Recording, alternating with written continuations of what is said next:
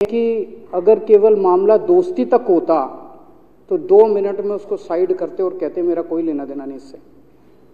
अभी भी उसको बचाने में लगे हुए हैं।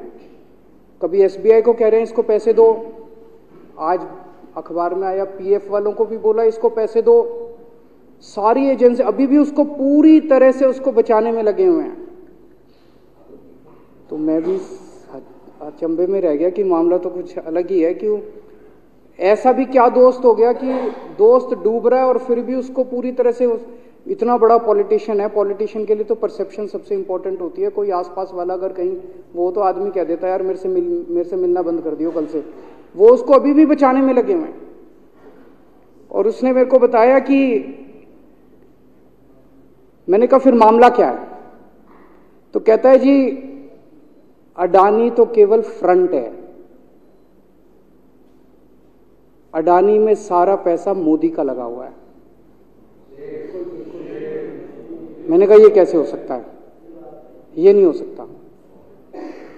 कहते हैं अडानी के अंदर सारा पैसा मोदी जी का लगा हुआ है, अडानी केवल फ्रंट है, अडानी तो केवल मोदी जी का पैसा मैनेज करता है, मैनेजर है। उसको 10%, 15%, 20% इतनी कमीशन मिलती है, बाकी सारा का सारा पैसा मोदी जी का लगा हुआ है। अगर कल को जांच हो गई, जेपीसी बैठ गई, ईडी की जांच हो गई, सीबीआई की जांच हो गई, तो अडानी नहीं डूबेगा, मोदी जी डूबेंगे।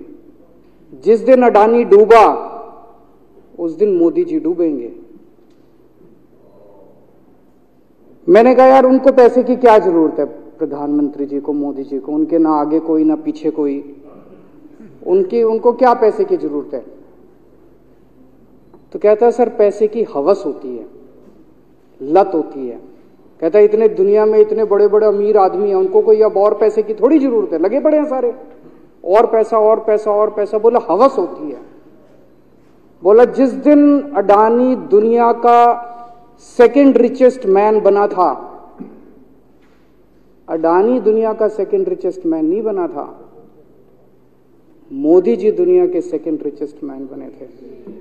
और अब मोदी जी का ख्वाब है, उनका सपना है कि वो दुनिया के रिचेस्ट मैन बनना चाहते हैं। प्रधानमंत्री तो बन गए, वो दुनिया के रिचेस्ट मैन बनना चाहते हैं। फिर उसने मेरे को एक एक करके, मैं बड़ा धीरे धीरे उसकी बातों पे, पहले तो मैं एकदम शॉक हो गया ये कह क्या रहा है कि अडानी के अंदर सारा पैसा मोदी जी का लगा है। फिर वे धीरे धीरे उसने एक एक करके बातें खोल के समझानी चालू की। कहता है मोदी जी श्रीलंका गए, श्रीलंका के राष्ट्रपति राजापाक्सा हैं। राजापाक्सा को मोदी जी ने जबरदस्ती करके वहां का विंड प्रोजेक्ट अडानी को दिलाया। क्यों दिलाया? मैं आप लोगों से पूछना चाहता हूं, आप में से कोई विदेश जाएगा तो वहां की किसी एजेंसी को जबरदस्ती करके अपने भाई को, रिश्तेदार को ठेका दिला के आओगे क्या? ऐसे कोई करता है क्या? मोदी जी ने जबरदस्ती राजापाक्सा के ऊपर प्रेशर डाल के वहां का विंड प्रोजेक्ट अडानी को दिलाया। अडानी को नहीं दिलाया, खुद लिया वो प्रोजेक्ट। वो मोदी जी का प्रोजेक्ट है, वो अडानी का प्रोजेक्ट नहीं है। और ये बात कैसे निकली? वहां का जो बिजली बोर्ड है श्रीलंका का, जैसे अपने यहाँ स्टैंडिंग कमेटी है असेंबली की, पार्लियामेंट की स्टैंडिंग कमेटी है, वैसे उनकी भी पार्लियामेंट की स्टैंडिंग कमेटी होती है। तो वहां पे पार्लियामेंट की, श्रीलंका की पार्लियामेंट की स्टैंडिंग कमेटी ने जब उनके बिजली बोर्ड के चेयरमैन को बुलाया और बोले तूने ये प्रोजेक्ट अडानी को क्यों दिया, तो उसने कहा जी राजापाक्सा साहब ने मेरे को बुलाया था, उन्होंने कहा मोदी जी मेरे पे बहुत प्रेशर डाल रहे हैं कि ये प्रोजेक्ट अडानी को दो। मोदी जी बांग्लादेश गए, बांग्लादेश वालों को बिजली खरीदनी थी, 1500 मेगावाट बिजली 25 साल के लिए। मोदी जी ने वो प्रोजेक्ट भी अडानी जी को दिला दिया। अडानी को नहीं दिलाया, मोदी जी ने वो प्रोजेक्ट खुद लिया। 25 साल तक 1500 मेगावाट बिजली खरीदने का प्रोजेक्ट बांग्लादेश का, वो भी मोदी जी ले आए अपने नाम पे।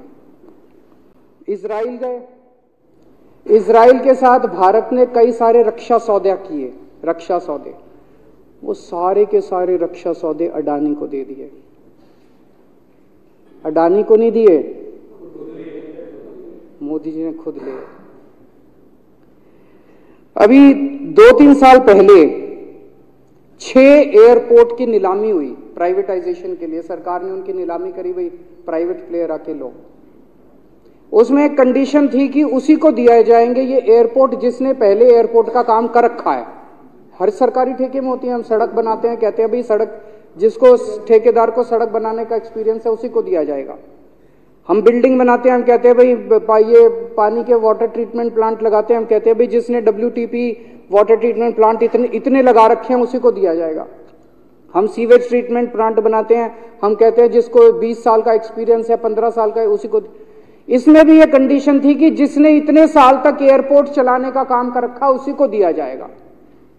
अब अडानी ने तो कर नहीं, मोदी जी ने तो कर नहीं रखा था, अडानी ने तो कर नहीं रखा था, तो क्या करते? आखिरी मोमेंट पे वो कंडीशन हटा दी गई, बोले कोई एक्सपीरियंस की जरूरत नहीं है। 6 एयरपोर्ट नीलामी पे थे, 6 के 6 एयरपोर्ट अडानी को दे दिए। अडानी को नहीं दिए, मोदी जी ने वो खुद 6 के 6 एयरपोर्ट खुद अपने नाम कर लिए। आज 2021 नवंबर में एयरपोर्ट टेक ओवर किए, 2023 1.5 साल हुआ है।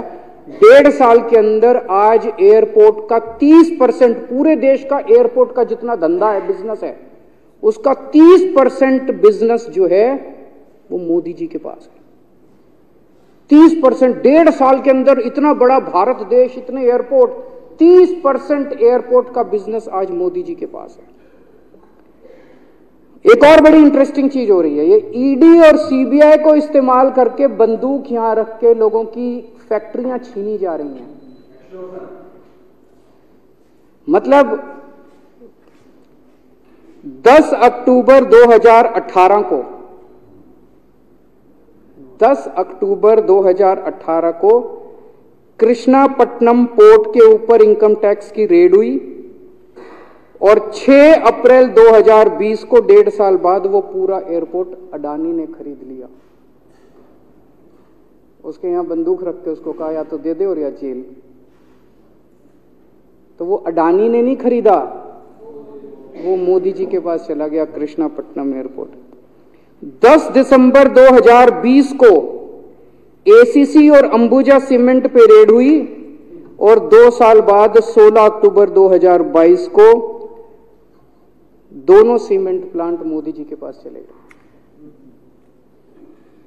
2020 जुलाई को मुंबई एयरपोर्ट का मालिक था जीवीके, उसके ऊपर सीबीआई और ईडी की रेड हुई, एफआईआर हुई और 1 महीने बाद मुंबई एयरपोर्ट जो है वो मोदी जी के पास चला गया, अडानी के पास चला गया। तो ईडी और सीबीआई पे रेड कराते हैं, उसको धमकाते हैं फैक्ट्री वाले को, कंपनी वाले को कि या तो जेल जा और या तेरी फैक्ट्री हमको दे दे। ये इधर तो सुनते थे हरियाणा की तरफ ये टुच्ची, इधर इसकी फैक्ट्री भी छीन ली, पंजाब में भी सुनते थे इसकी भी फैक्ट्री छीन ली, इसकी। पूरे देश के अंदर ये इतनी गुंडागर्दी मची पड़ी है कि ईडी की रेड करा देते हैं, सीबीआई की रेड करा देते हैं, यहां बंदूक रखते हैं और कहते हैं या तो फैक्ट्री दे दे और या जेल जा। ये क्या चल क्या रहा है इस देश के अंदर?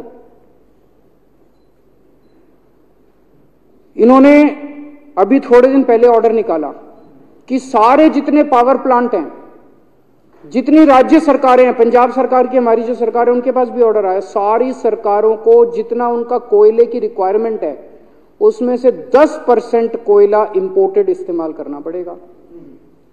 और इंपोर्ट केवल मोदी जी करते थे, अडानी करता था। तो इसका मतलब आपको 10% अपना कोयला कंपलसरी, जरूरत नहीं है आपको कोयले की, लेकिन 10% कोयला आपको अडानी से खरीदना पड़ेगा। हमारे देश का कोयला 2000 रुपए टन है, इंपोर्टेड कोयला 20,000 रुपए टन है। 10 गुना दाम के ऊपर आपको अडानी से यानी कि मोदी जी से कोयला खरीदना पड़ेगा। इन्होंने सुप्रीम कोर्ट का एक और, जब कोयला घोटाला हुआ था अपने देश के अंदर, तो सुप्रीम कोर्ट ने आदेश दिया था कि अब कोयले की खदानें किसी भी प्राइवेट वाले को नहीं दी जाएंगी, सारी खदानें सरकारें। तो इन्होंने कुछ खदानें राजस्थान सरकार को दे दी, कुछ खदानें छत्तीसगढ़ सरकार को, कुछ खदानें पंजाब सरकार को, सरकारों में बांट दी।